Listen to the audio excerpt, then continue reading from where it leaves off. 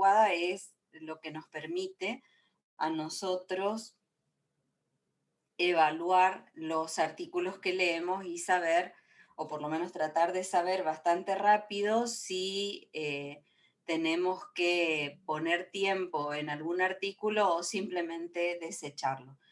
Entonces, ya hemos visto que buscar la bibliografía que conteste una pregunta o que nos ayude a resolver un problema, a veces es como buscar una aguja en un pajar. A veces esa aguja es muy grande y la encontramos enseguida y otras veces no lo podemos hacer. Entonces, lo principal es que nosotros tenemos que leer con un propósito. ¿Cuál es el propósito que tenemos en general? El propósito que tenemos es leer una determinada bibliografía que nos ayude a resolver el problema de un paciente. Y por eso los lectores que se consideran competentes no leen a ciegas, sino que leen con un propósito.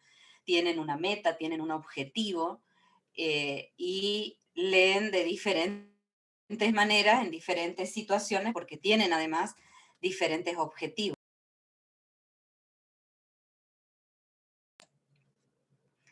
Entonces,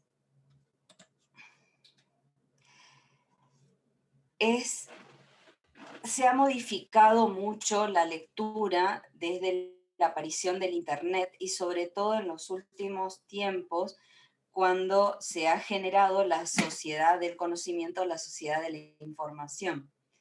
Entonces, ¿es posible la lectura cuidadosa en los tiempos de Internet?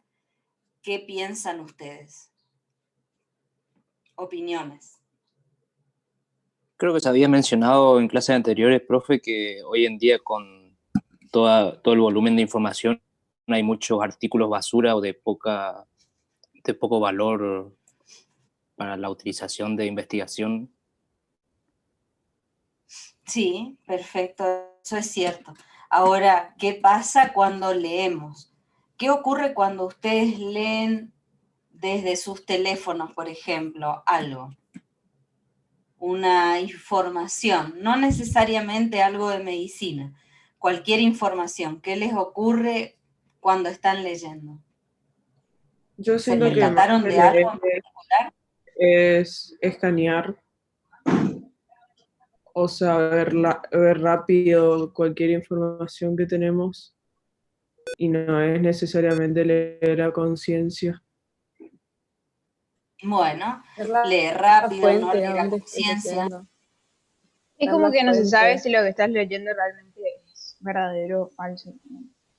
Estás Hay mucha leyendo nomás. fake news, perfecto, muy bien. También muchas cosas Entonces, que, ¿sí?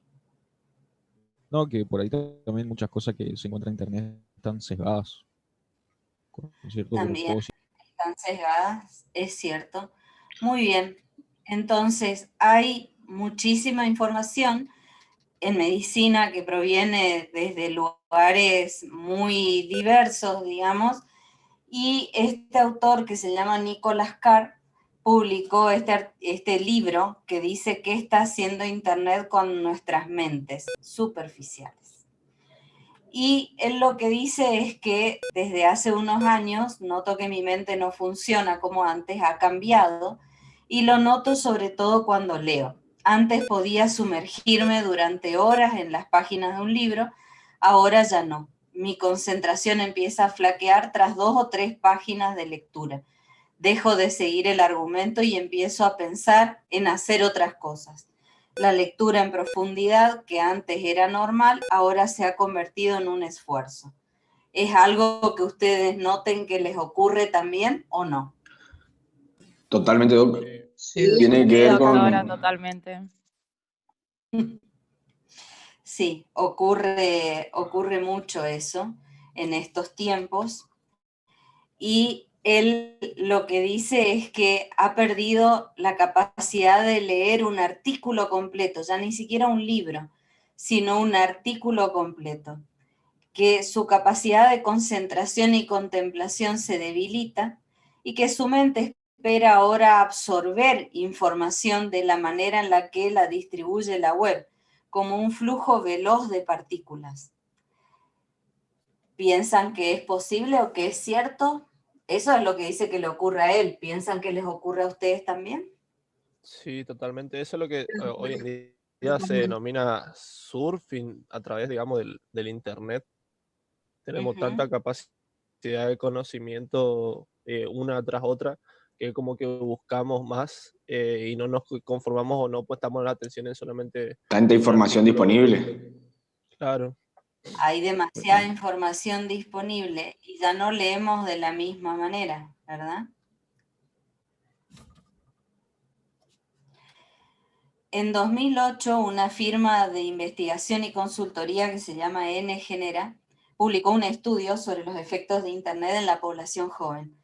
Y lo que obtuvo, digamos, de todas estas entrevistas con los que eran considerados niños de la generación web, es que la inmersión digital afectó incluso el modo en el que absorben información.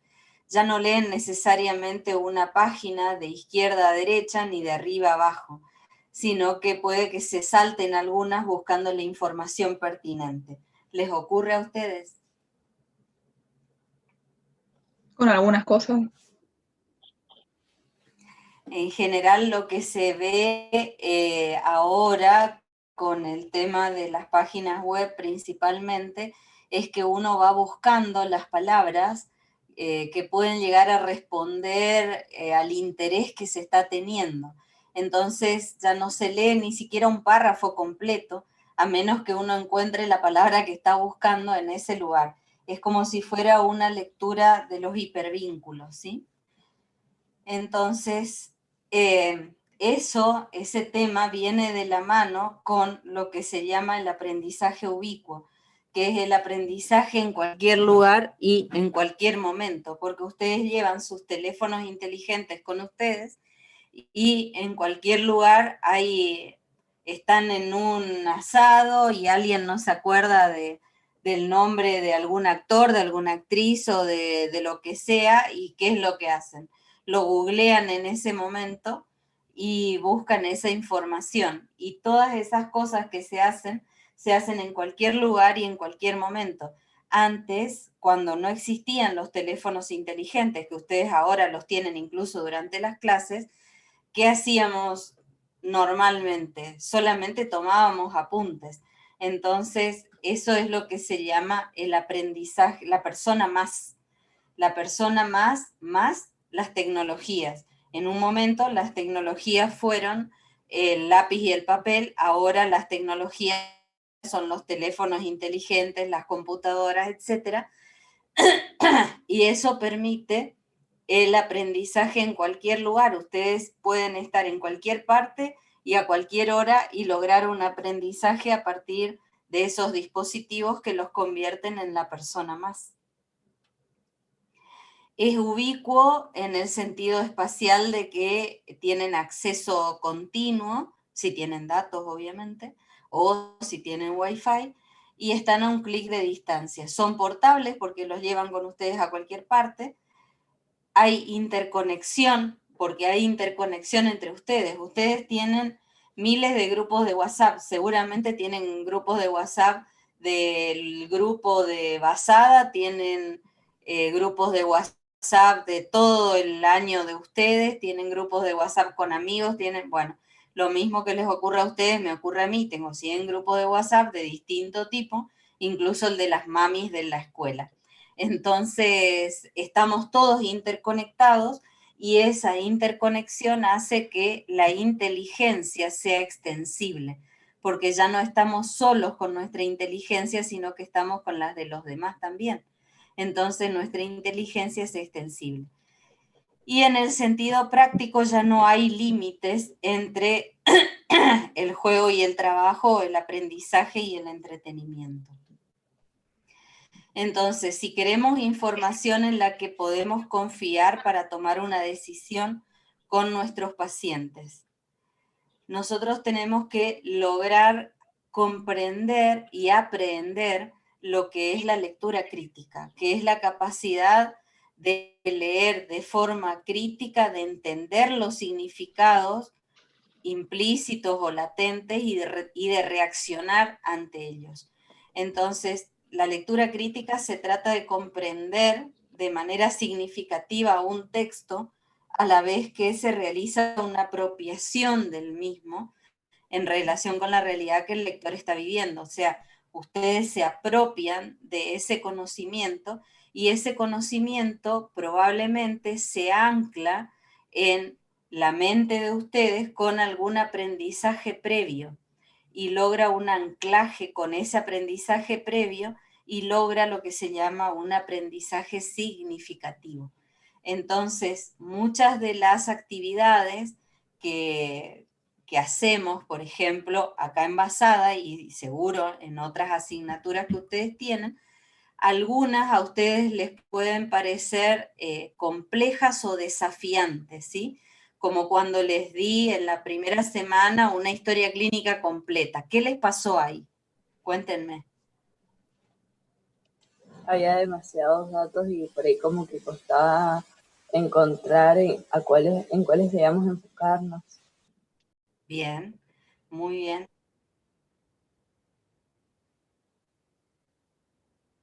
Era difícil ordenarse, muy bien. ¿Y qué pasó? ¿Cómo lo resolvieron?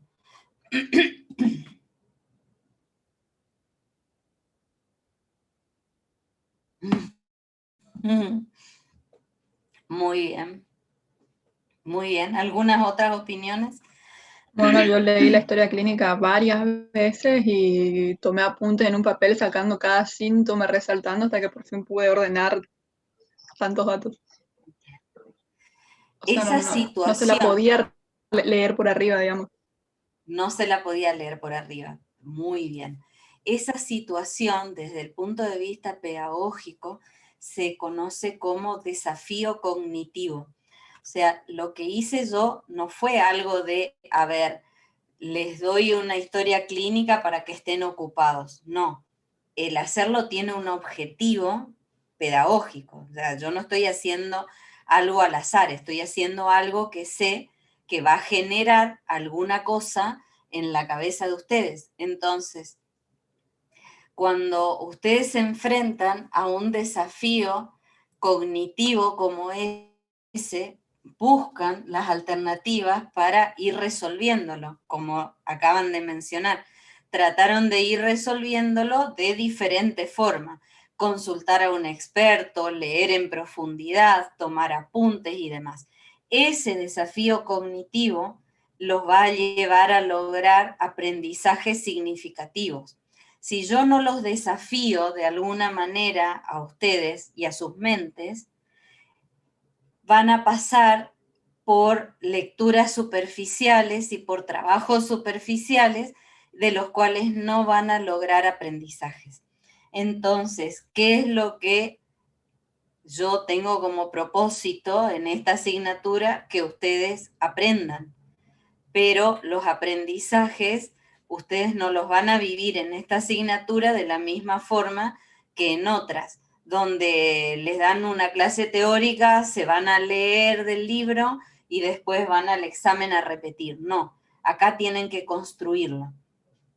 Y para construirlo se van a enfrentar muchas veces a diferentes desafíos cognitivos, como fue ese primero, que también me da una idea de qué tanto podían hacer ustedes y cómo podían llegar a resolver los problemas. Entonces, cuando hacemos una actividad, no hay un vacío detrás de esa actividad, hay un propósito. Bueno, detrás de la lectura crítica también hay un propósito. Entonces, el propósito de la lectura crítica fundamentalmente es descubrir si el método y los resultados de la investigación son lo suficientemente válidos para producir una información útil que yo pueda aplicar a mi paciente. ¿Sí? Entonces, más que nada, es eso lo que buscamos saber con la lectura crítica. Entonces, ¿para qué y por qué hacemos lectura crítica?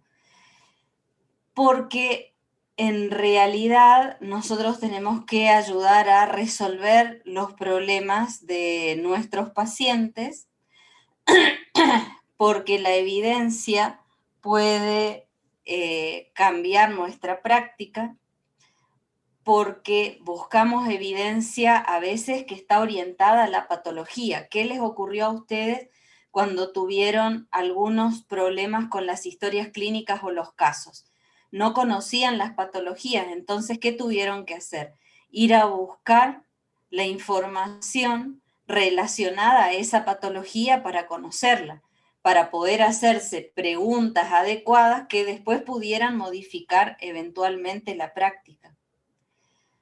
Para mejorar la calidad de atención, para tomar mejores decisiones, porque los números no engañan a menos que los obliguemos a engañarnos.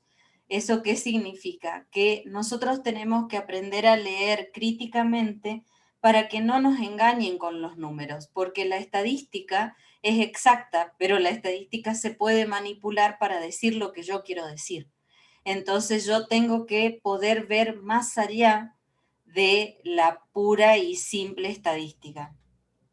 Y porque los números no nos van a engañar si nosotros sabemos leerlos y sabemos interpretarlos. Entonces, hay un problema que siempre es muy recurrente en la práctica clínica, y que es que se hacen las investigaciones, se obtienen los resultados de la investigación, pero de ahí a que pueda aplicarse esas investigaciones a los pacientes o que formen parte de la toma de decisiones sobre lo que se debe y no se debe hacer con un paciente, hay un salto muy grande. Hay muchas investigaciones que se hacen y no se publican, y hay investigaciones que se publican que no sirven para tomar decisiones, y hay investigaciones que se publican y son buenas para tomar decisiones, pero nosotros no las leemos. Entonces, un momentito.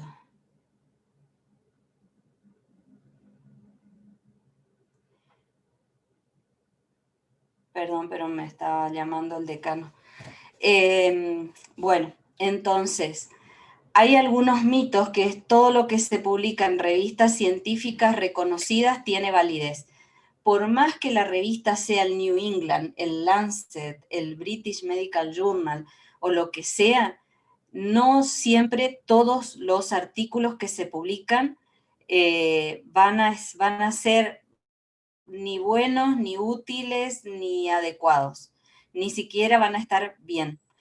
Entonces nosotros tenemos que aprender a leer eso. El otro mito es que aunque el autor sea prestigioso, eso no significa que el artículo va a ser bueno.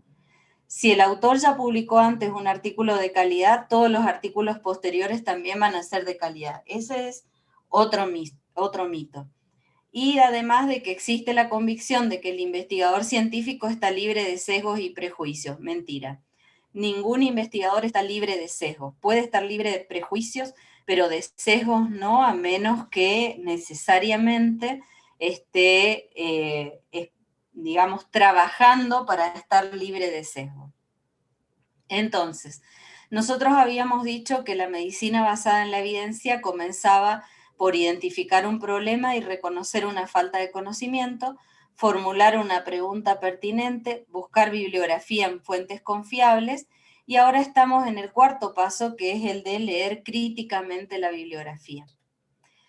Entonces, ¿qué significa leer críticamente, que es este cuarto paso? Significa reconocer las etapas del proceso de investigación. O sea, en primer lugar, nosotros tenemos que saber que para llegar a ser publicado ese artículo pasó antes por un proceso de investigación, digamos. Y tenemos que conocer cuáles son esas etapas del proceso. Yo sé que algunas de las personas que están cursando basada, por ejemplo, participan de distintos procesos de investigación en la facultad con diferentes profesores. Por ejemplo, sé que algunos de los que están en basada tienen trabajos presentados a premio en el Congreso Argentino de Educación Médica, que comienza hoy, y que espero poder presenciar sus presentaciones el jueves. Entonces, para poder llegar a la presentación de un congreso, necesariamente tuvieron que pasar por etapas de la investigación. Ahora, ¿cuál es el tema? Uno no debe quedarse en la presentación en el congreso, sino que lo debe publicar. Y trabajar esa presentación en una publicación también requiere de ciertos conocimientos. Entonces, tengo que conocer las etapas del proceso de investigación, tengo que tener presente cómo cada etapa de la investigación se va a corresponder con las partes del artículo original. Conocer la terminología que se usa en la publicación científica. Y no es lo mismo, por ejemplo, la publicación científica en medicina que la publicación científica en educación médica, ¿sí? Ayer tuvimos un taller del comité editorial de la revista Argentina de Educación Médica, de la que yo soy la directora, y tuvimos un taller en el Congreso Argentino de Educación Médica justamente sobre este tema. Y no es lo mismo publicar en medicina para nosotros que somos médicos y que conocemos la terminología que publicar en educación. Educación viene de las ciencias humanas y sociales, y la terminología, por ejemplo, es una terminología diferente, con la que no estamos totalmente, nosotros no estamos familiarizados completamente, porque nosotros venimos de las ciencias biológicas. Entonces, tenemos que conocer la terminología, reconocer cuáles son los requisitos del estilo científico, que no significa escribir 80 páginas, significa ser preciso, ser claro, ser ordenado y tener una secuencia para poder escribir. Y disponer de pautas de lectura crítica a seguir en cada capítulo del artículo original. Entonces, ¿cómo realizamos lectura crítica si vamos a comenzar con un artículo científico? Y nosotros acá primordialmente nos vamos a dedicar a los artículos científicos médicos. Y vamos a tratar de llegar antes de fin de año a los artículos científicos médicos, pero cualitativos, y tal vez a algunos artículos de educación médica. Entonces, primero lo que necesitamos es identificar qué tipo de estudio es el que estamos leyendo. ¿Es un estudio observacional? ¿Es un estudio de casos y controles? ¿Es un estudio de cortes? ¿Es un ensayo clínico? ¿Es una revisión sin metaanálisis, con metaanálisis? ¿Es una síntesis? ¿Qué tipo de estudio es? Una vez que sabemos qué tipo de estudio es el que estamos leyendo, tenemos que analizar su estructura y el contenido de cada sección. Entonces, nosotros podemos buscar los artículos en cualquiera de las revistas y vamos a ver que tenemos estudios de casos, que son los más simples, digamos, que es la publicación de un caso clínico, o series de casos, los ensayos clínicos, los metaanálisis, las revisiones sistemáticas, los estudios de cortes y los de casos y controles. Todos estos estudios, incluidos los de pruebas diagnósticas, vamos a ver durante el cursado de basada. Entonces, ¿qué es lo primero que uno ve en el artículo? El título. Yo en algunas de las tareas que ustedes tenían, les pedí que solamente miraran el título del artículo y por el título se fijaran si creían que podía responder a la pregunta. ¿Por qué? Porque cuando usamos los buscadores lo que vemos es el título.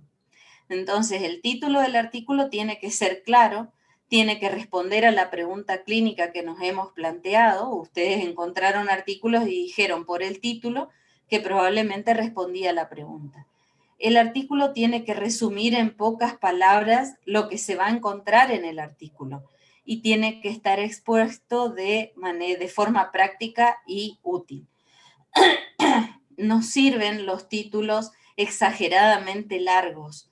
Tienen que ser títulos que sean tampoco muy breves ni muy largos, pero que sean claros respecto a lo que dice el artículo. Entonces, tienen que figurar los autores.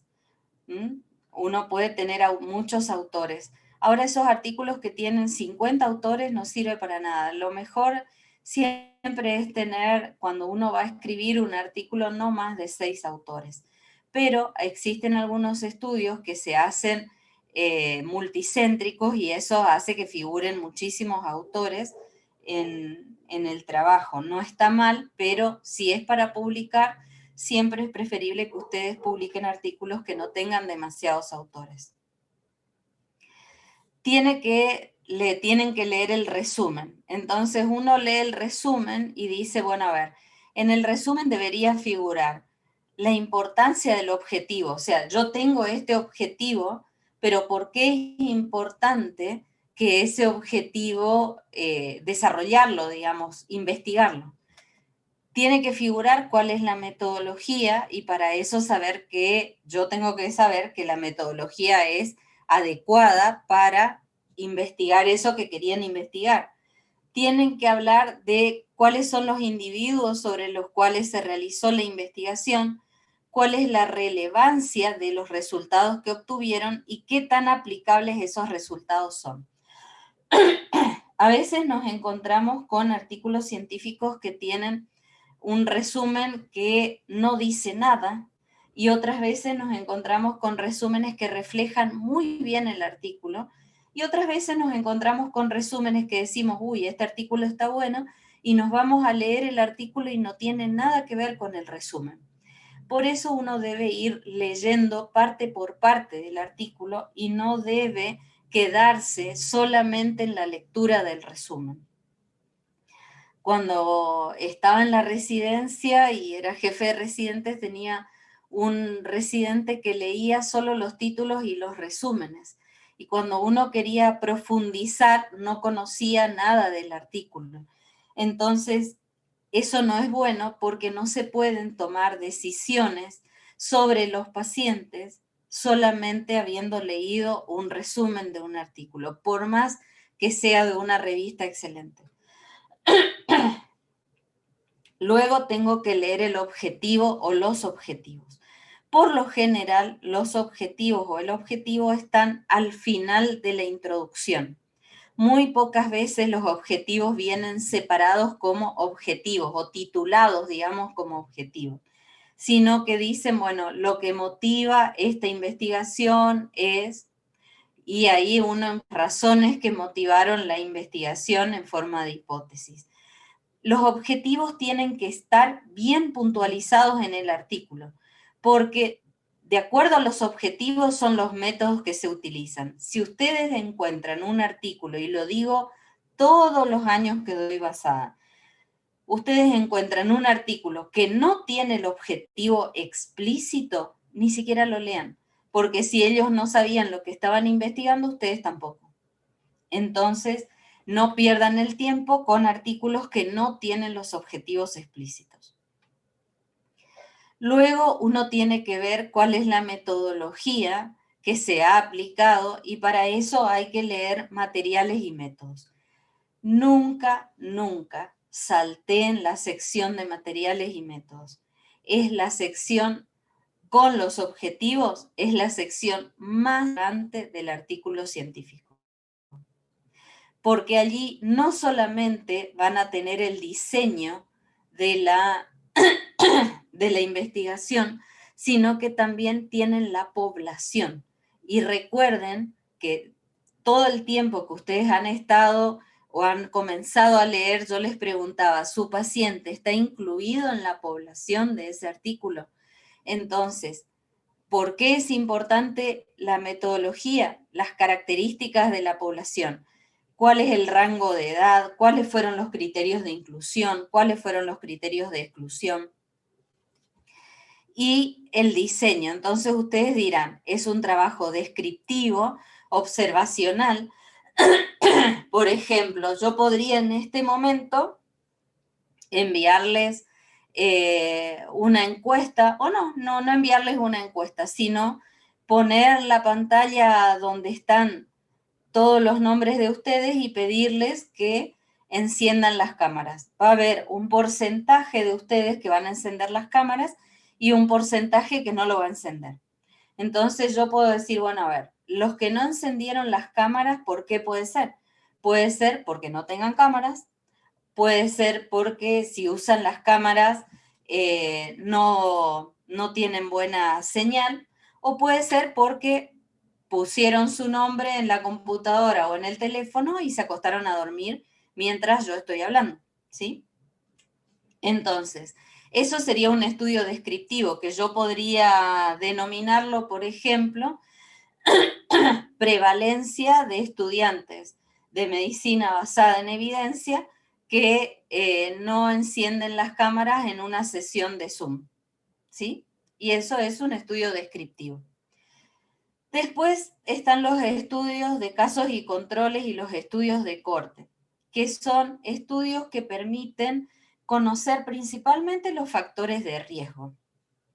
Los estudios de casos y controles lo que hacen es, tenemos un grupo de casos que pueden ser los estudiantes que, por ejemplo, el que cursaron medicina basada en la evidencia, y el grupo control, los estudiantes que no cursaron medicina basada en la evidencia. Y yo puedo ver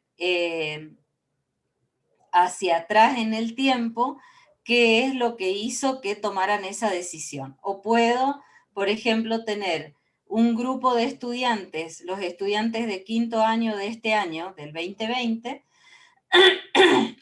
y puedo seguirlos a lo largo del tiempo y ver cómo les fue en su carrera. Eso sería un estudio de corte. O tenemos los ensayos clínicos, que en general son los que ustedes han leído sobre terapéutica, ¿sí? Entonces yo tengo que conocer los tipos de diseño de los artículos o de las investigaciones para ver si esos diseños son adecuados para los objetivos que se estaban planteando esos investigadores. Tengo que ver si los individuos son representativos de la población. Entonces, si la muestra tiene un tamaño adecuado y de acuerdo a eso, cómo son los resultados. Porque muchas veces tenemos artículos que, por ejemplo, comienzan con 500 pacientes, 300 en un grupo y 200 en otro, qué sé yo, 300 en el grupo donde se está probando una droga, como ahora se está probando la vacuna, por ejemplo, y 200 en los que se les dio placebo. Y después se termina, en lugar de los 500, terminamos el estudio con 300, 200 de un lado y 100 del otro. Y saco los resultados sobre esos 300. Eso no es algo correcto de hacer. Si yo perdí población en el transcurso de una investigación, yo los resultados los tengo que sacar sobre el total que inició el estudio. Y eso se llama análisis por intención de tratar. Entonces, porque si no, yo estoy sacando los resultados sobre los que terminaron, y en general van a ser los buenos resultados, y no los que dejaron, por ejemplo, el estudio porque tuvieron efectos colaterales. ¿Se entiende? Si hay alguna pregunta, interrúmpanme, por favor, porque yo no los estoy viendo.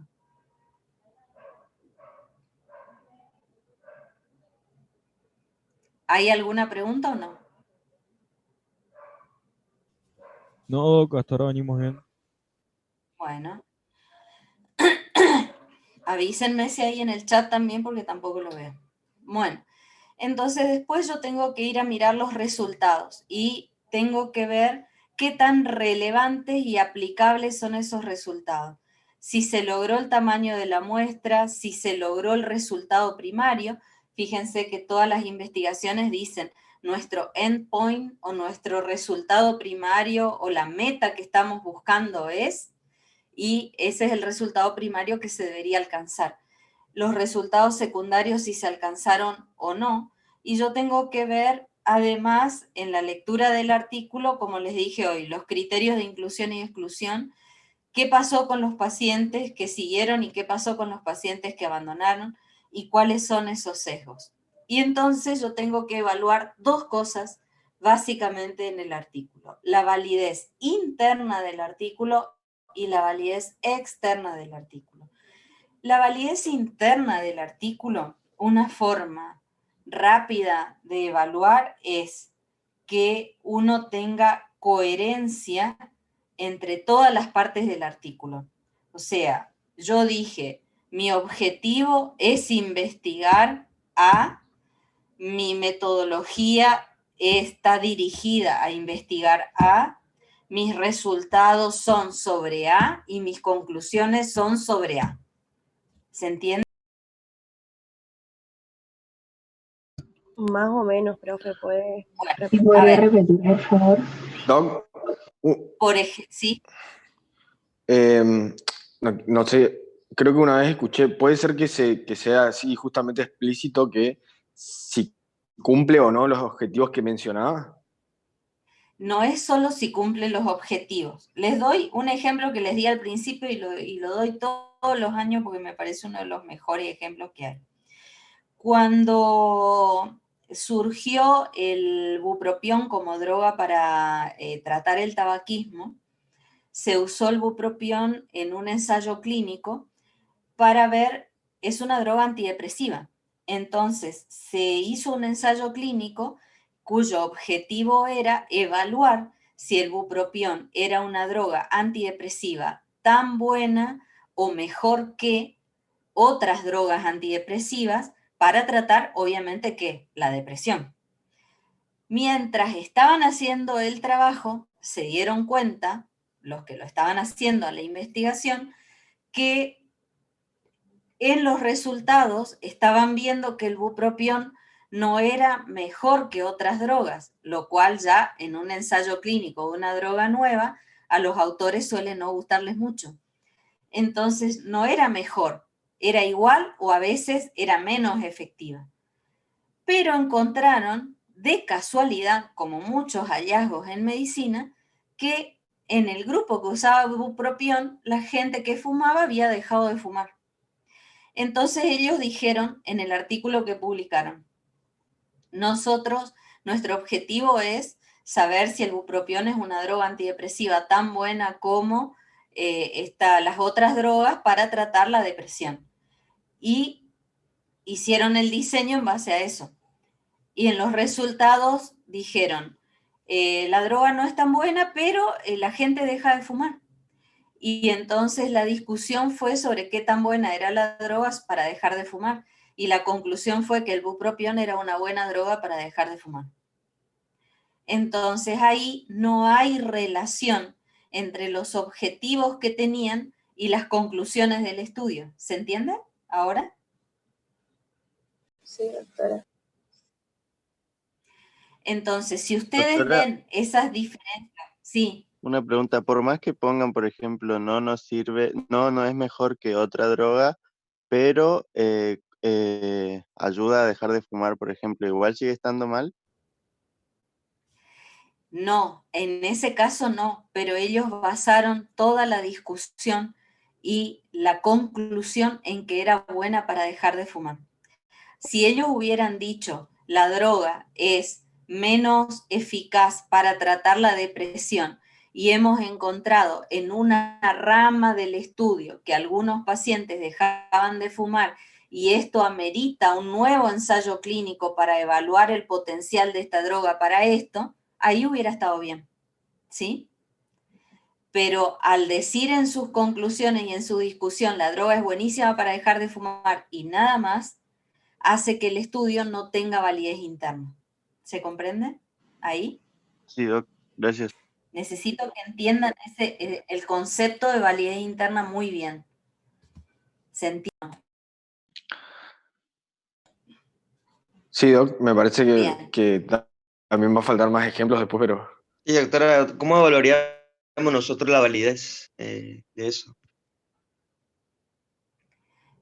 La validez. Primero ustedes tienen que evaluar los objetivos, ¿sí?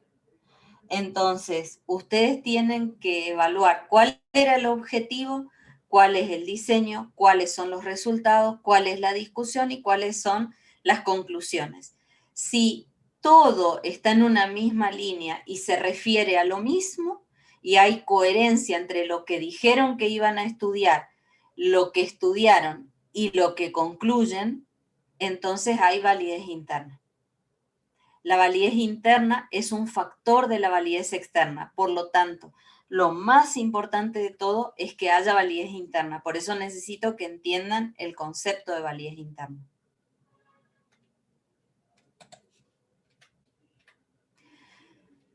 quiero saber si queda claro o les doy, no sé, otros ejemplos, no sé, como fuera. Entonces, la validez interna sería, A ver. la validez interna entonces sería que todas las partes de la investigación persigan el mismo objetivo y hablen del mismo idioma, al mismo tema, que se trata desde un principio, que no se desvíen. Exacto, perfecto. Y ustedes van a ver cuando empiecen a leer que hay muchos artículos que comienzan investigando una cosa, el objetivo está presente, el diseño es adecuado, pero se empiezan a desviar en los resultados porque no empiezan a hallar los resultados que querían. Otras veces porque los resultados que encuentran sobre otra cosa es tan importante que prefieren hablar sobre eso. Entonces, ese es el tema de la validez interna. Igual lo vamos a seguir viendo todo el tiempo. Y la validez externa es la posibilidad de generalizar esos resultados. Entonces, la generalización de los resultados es algo muy buscado en medicina. ¿Por qué? Porque significa que un estudio hecho en otro lugar, yo lo puedo aplicar a mis pacientes porque tiene validez interna y lo puedo aplicar a mis pacientes en este país. O dentro de este mismo país, un estudio hecho en el hospital italiano, yo lo puedo aplicar a pacientes del hospital escuela. Entonces es la posibilidad de aplicar esos resultados. Y la validez interna es un factor de la validez externa. Ningún trabajo, ninguna droga uno podría aplicarla a un paciente si el artículo del que surge no tiene validez interna. Entonces, no hay validez externa si no hay validez interna. En cuanto a los resultados, yo tengo que ver cuáles son esos resultados. Sume los resultados en un número y el riesgo, que es la probabilidad de que se produzca el evento. Entonces, la magnitud de la asociación entre los resultados, esto lo vamos a ir viendo. Igual yo sé que en salud pública han hablado sobre el tema. Igual lo vamos a ir viendo a medida que vamos leyendo los artículos y apreciándolos críticamente. La reducción relativa del riesgo, la reducción absoluta del riesgo y el número necesario a tratar. Entonces, ¿qué hemos mirado siempre cuando leemos un artículo científico para decir que era estadísticamente significativo? ¿Qué miramos siempre? El valor de la P. El valor de la P. Siempre hemos mirado el valor de la P y hemos tomado decisiones sobre nuestros pacientes en relación al valor de la P. Bueno, el valor de la P tiene limitaciones y bastantes limitaciones. Primero, creer que porque la P es menor de 0,05% indica que tenemos seguridad de que el tipo de efecto encontrado en la muestra existe en la población. Si para un mismo ensayo clínico el doctor A consideraba estadísticamente significativo el valor de P menor de 0,05 y por ello concluye que alguna micina, porque todos los antibióticos son penicilina, streptomicina, citromicina, que alguna micina es más eficaz que el placebo y el doctor B consideraba el valor de P de 0,01, con lo cual la alguna micina no es eficaz. ¿Cómo hacemos para tomar esa decisión? Pero para eso no hay... ¿En base a qué tomamos? ¿Quién tiene razón? ¿El que toma un valor de P de 0,05? ¿Cómo uno decide? ¿Cómo deciden el valor de P? Uy, los estoy jodiendo con la estadística. Eso no era por consenso. ¿Sí? El valor ese. Claro. Era un consenso. Pero 0,01 no es más lindo que 0,05 Sí, o 0,05 es más lindo. Pero Buen creo día. que la P Por lo no, que, no variaba con eso, ¿puede ser? por O lo sea, que no yo era, Sí, no recuerdo, aumentaba su eh, significancia con la magnitud del número. la Bueno, mayoría toman a partir de 0,05 para arriba. sí, Es Doc, y decir, pero acá si no yo tuviera que comparar sería, los dos estudios, tomaría los resultados del doctor A por sobre los del doctor B, porque hay más bueno, yo probabilidades no de que sea tomaría significativo lo del doctor ninguno A. de los dos. Sí, yo no tomaría ninguno de los dos si no tuviera otra información. La significancia estadística P nos garantiza que las diferencias obtenidas no son por azar, pero no habla de la magnitud que hay en esas diferencias. Yo lo que necesito saber es qué tan diferente, cuál es la diferencia real, digamos, y no se puede hacer con el valor de P. Sí con el intervalo de confianza. Entonces, Muerte a la P es un libro, no es una idea mía, ¿sí? Es un libro que encontré hace unos años cuando se hablaba, se empezaba la discusión del intervalo de confianza. Entonces, el intervalo de confianza sí habla de la precisión de los resultados, porque el intervalo de confianza nos dice que si repetimos el estudio 100 veces, el 95% de las veces se va a encontrar el valor real en un intervalo. Entonces, por ejemplo, uno dice con un intervalo de confianza del 95%, entre un 30 y entre un 20 y un 30% de los estudiantes de basada están durmiendo. Eso significa que si yo repito el estudio 100 veces, el 95% de las veces el valor real va a estar entre el 20 y el 30. No es 20 y no es 30, pero va a estar entre 20 y 30. Entonces lo que está hablando no es de un valor determinado, fijo, sino que está hablando de un intervalo. Y por eso tiene mayor importancia estadística que el valor de P en este momento. Eso lo vamos a ver mucho en los distintos estudios que vamos a ir leyendo, así que lo vamos a seguir viendo. Entonces, si yo tengo María de 64 años,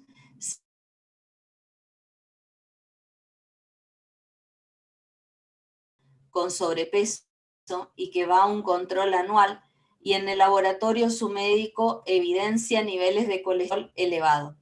El médico le dice que tiene un infarto, que tiene riesgo de tener un infarto, y le ofrece opciones de tratamiento hipolipemiante. Y le dice que tiene la idea de que los pacientes le van a decir, estoy tomando una cápsula verde o estoy tomando una pastillita blanca, redondita, cuadradita, alargadita. ¿Está? El medicamento verde redujo los infartos de miocardio un 50%, tomando 3 veces por día durante 10 años. Ustedes son María en este momento. El medicamento con el cual solo el 10% de los pacientes que toma el medicamento tiene infarto agudo de miocardio versus el 20% de los pacientes que no tomaron y tuvieron un infarto. Y el medicamento azul con el cual se deben tratar 100 pacientes para evitar un infarto. Si ustedes fueran María y tienen conocimientos médicos como ustedes hasta ahora, porque son casi doctores, ¿qué tomarían? ¿El verde, el rojo o el azul? Piensen.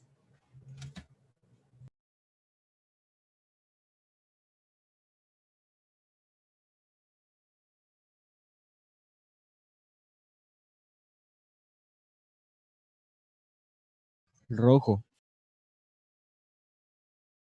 El rojo, ¿no? Tiene un riesgo relativo de 0,50. ¿Por qué el rojo?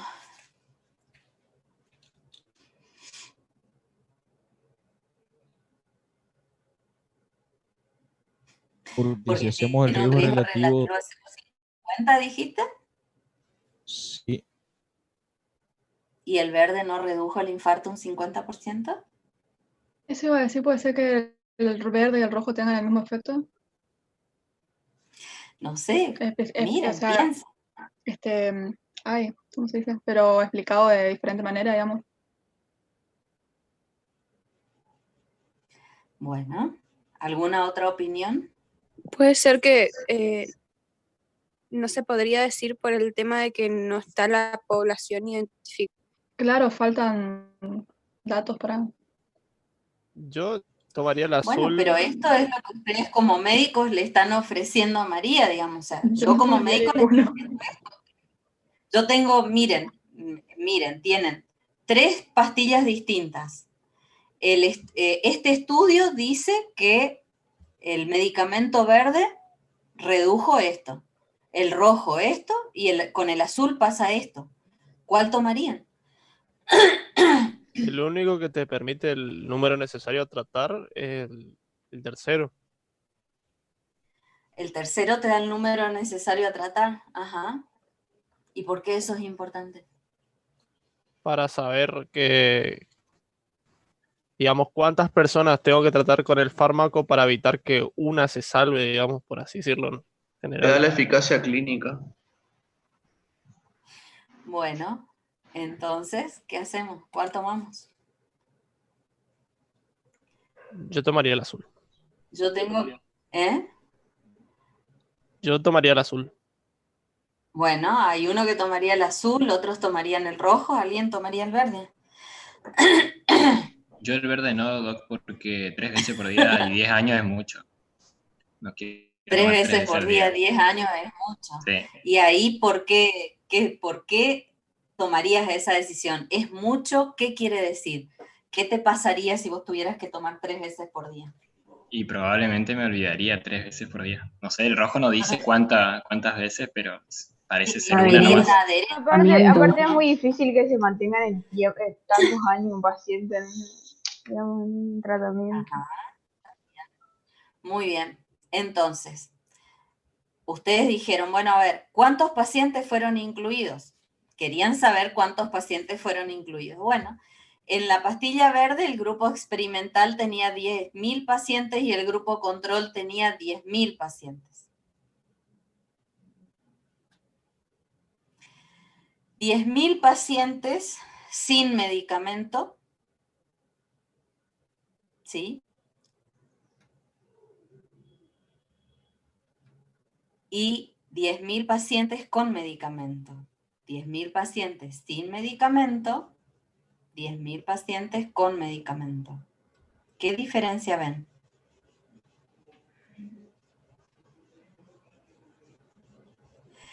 Una carita menos.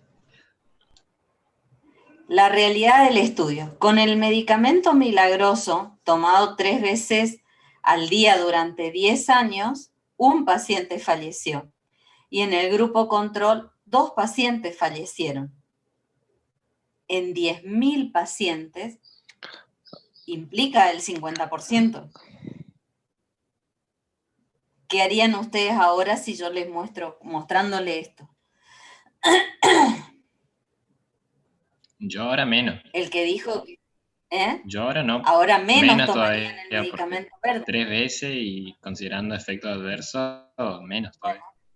Uno tiene que saber el número de personas que está incluido en cada estudio, pero tienen que saber en realidad cuántos fallecieron, porque en 10.000 este fallecido se diluye, la estadística se diluye.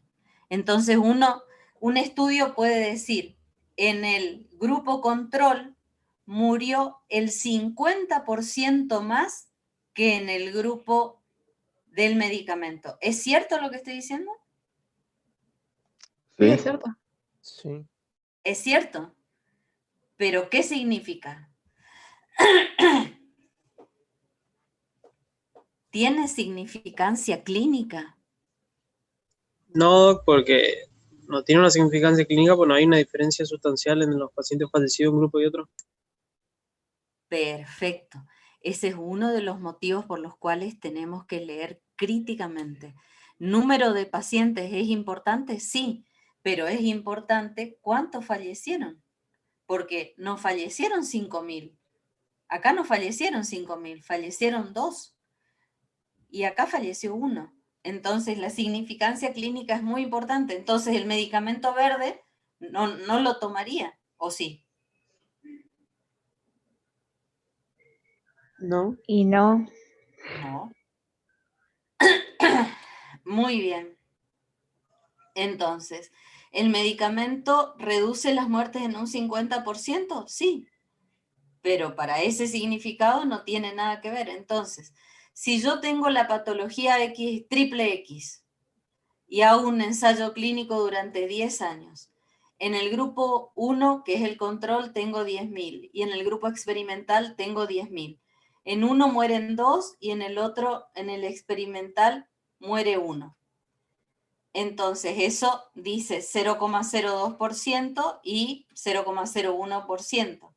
Eso lo que explica, cuando uno lo explica, puede decir, y lo dicen muchos autores, los que estaban en el grupo control tenían 2 veces más probabilidades de morir que los que estaban en el grupo experimental, porque tienen una reducción del riesgo relativo de 0,05%.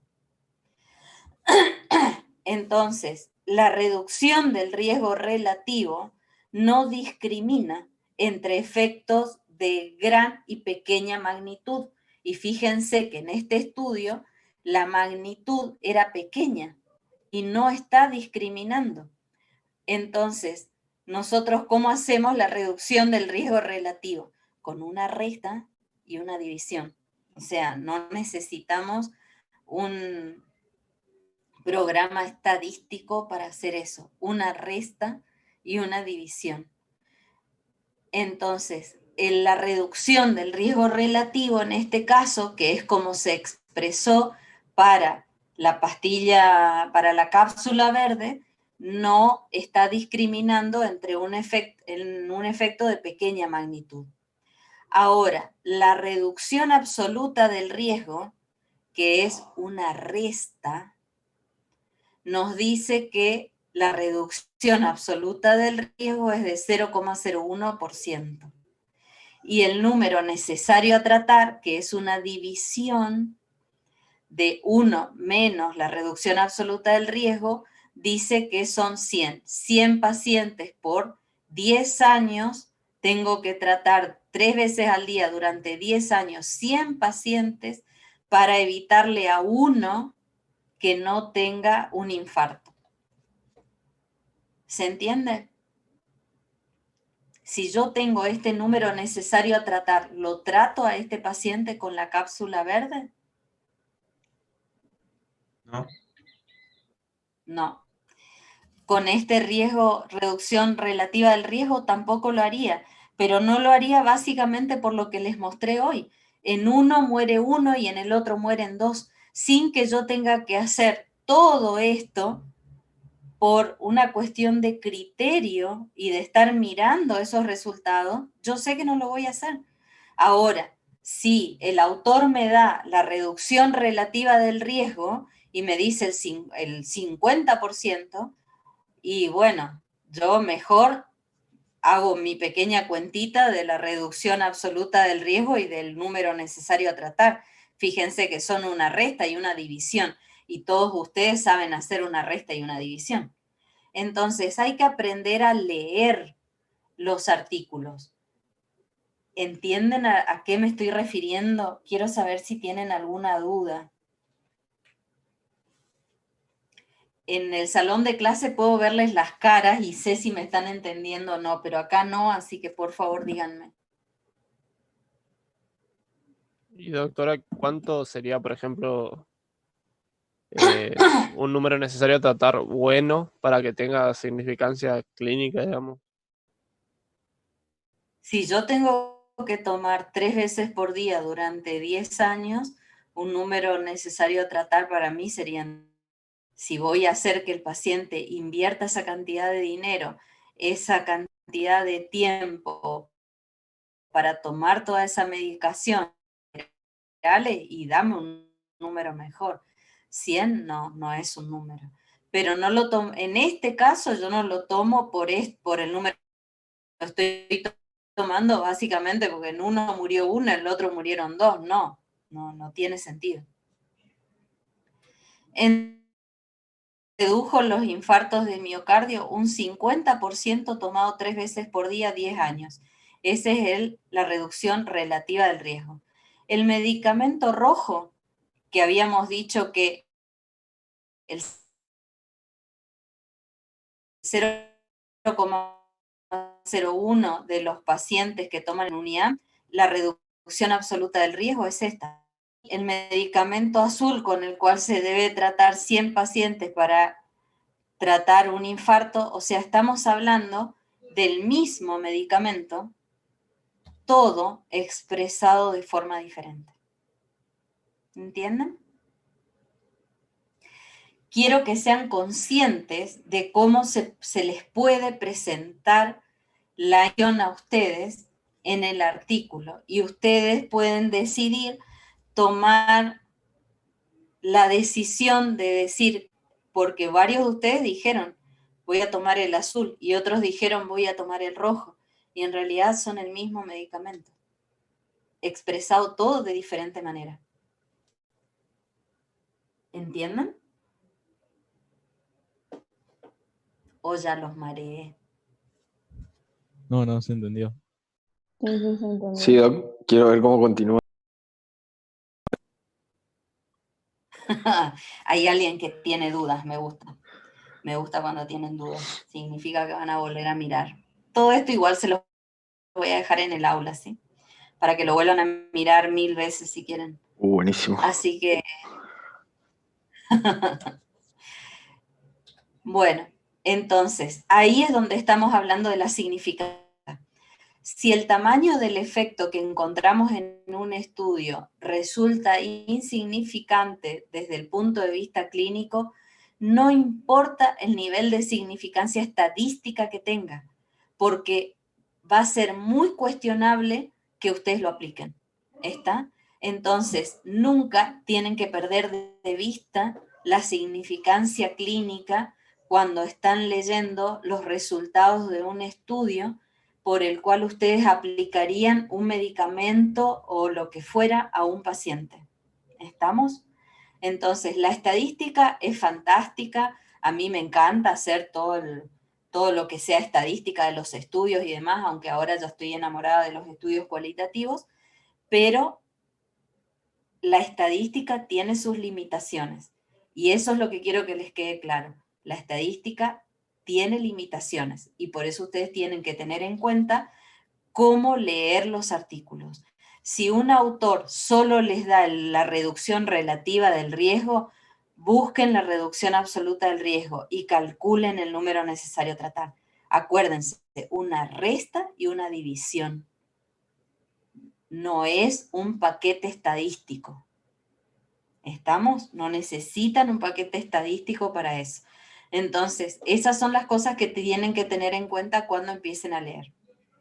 Y luego hablamos de la eficacia, que son los efectos o beneficios que proporciona un tratamiento en circunstancias ideales de uso, como la de los ensayos clínicos controlados y aleatorizados.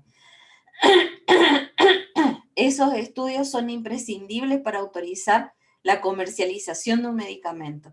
Ahora ustedes están invadidos, en este momento estamos todos invadidos por el estudio, está en fase 4, está en fase 3, está en fase 2. Bueno, ¿cuál es el problema de los ensayos clínicos?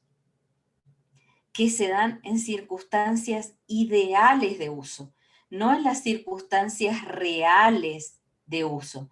Las circunstancias ideales dentro de un estudio son que esos pacientes tienen gente que los está siguiendo, los está llamando por teléfono, les está diciendo dentro de una semana tenés que venir para que te tome la presión, para que te pese, para que te mide, le están dando la medicación. Esa no es una situación real, donde la realidad el paciente tiene que comprarse el medicamento, acordarse de tomarlo, adherir al tratamiento durante largo tiempo. No es lo mismo el microambiente de un ensayo clínico que el ambiente real de un paciente. Y eso es lo otro que tienen que tener en cuenta. Pero bueno, eficacia es esto. Y efectividad son los efectos de un tratamiento en la práctica clínica, es decir, en condiciones reales. Por eso es muy importante la diferencia que ustedes hagan cuando ponen en sus preguntas, quiero saber si es eficaz o quiero saber si es efectivo. No es lo mismo hablar de eficacia que de efectividad. ¿Entienden ahora?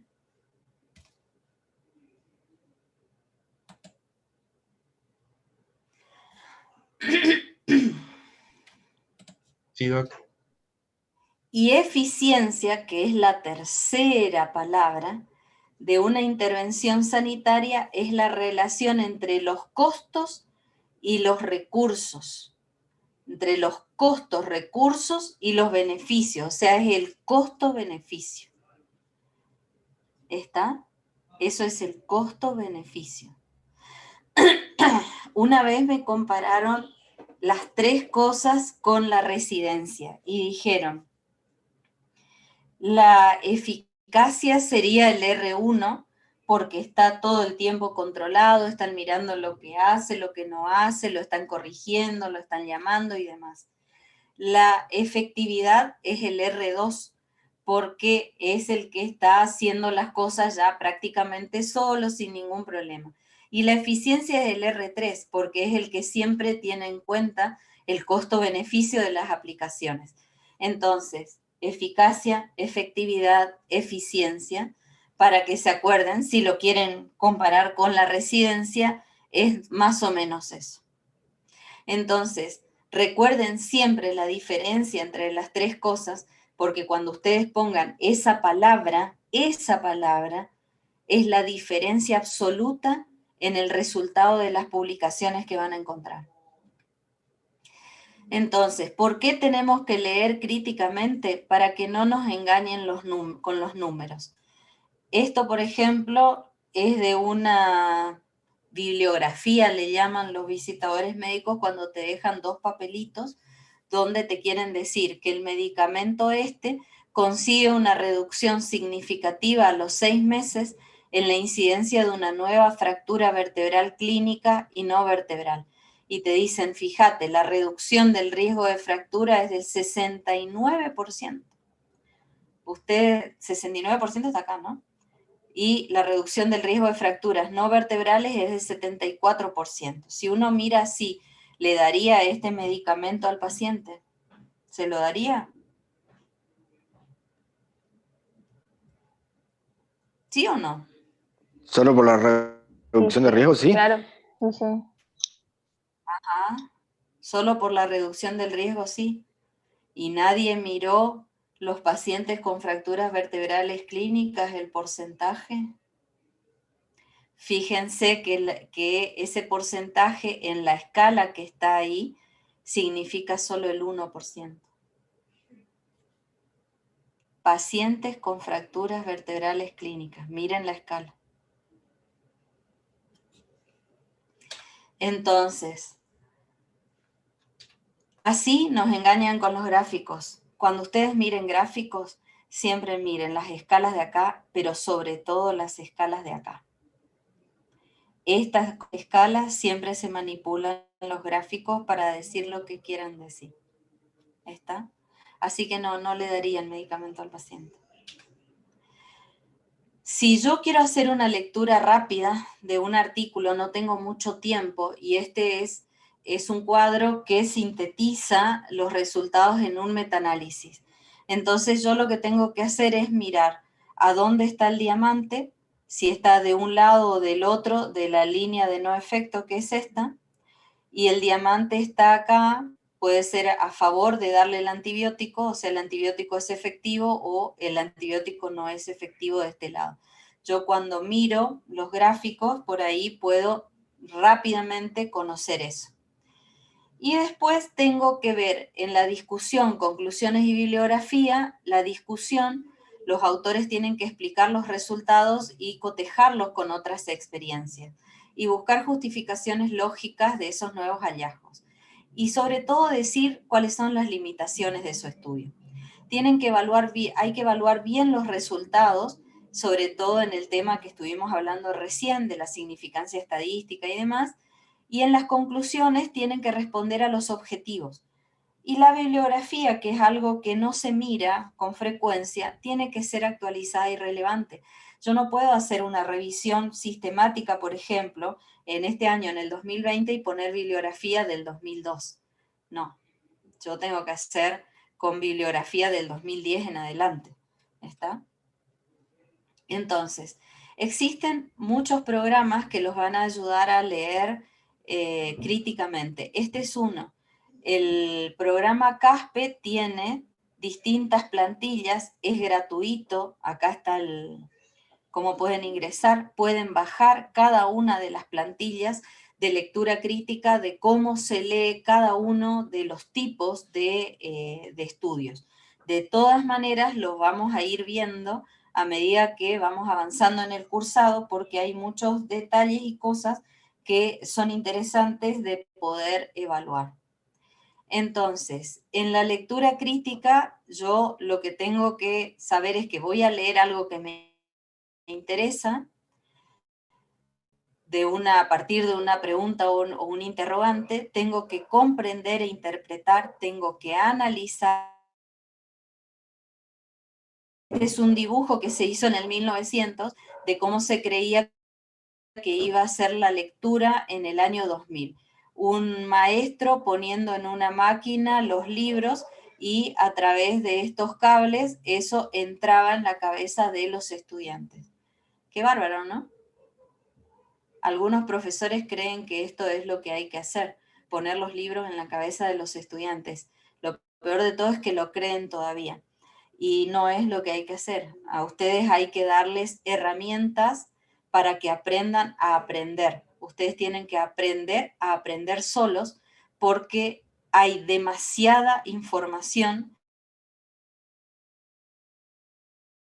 en este momento. Es una verdad en medicina, dentro de 5 o 10 años ya no lo va a hacer.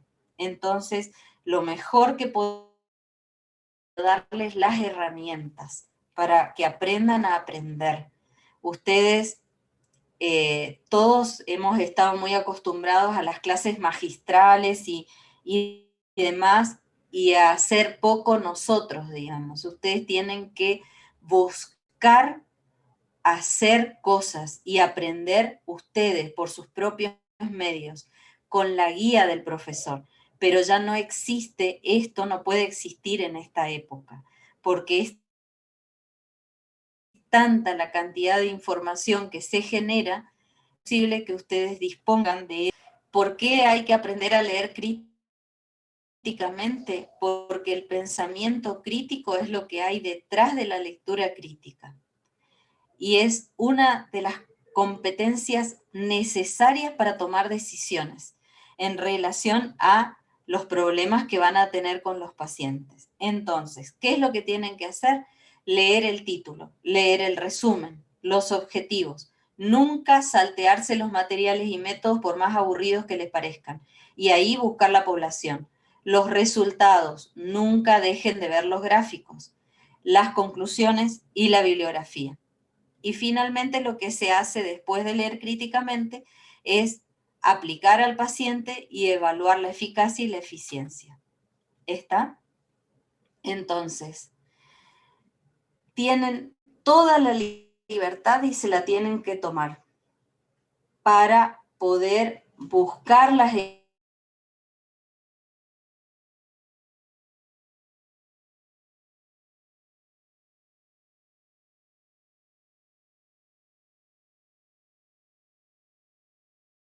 aula para que la vuelvan a mirar, y para la semana que viene les voy a dejar un caso que va a ser común a distintos grupos, y al azar después, o sea, cada uno de ustedes va a buscar un artículo que piense que responde la pregunta y lo va a apreciar críticamente.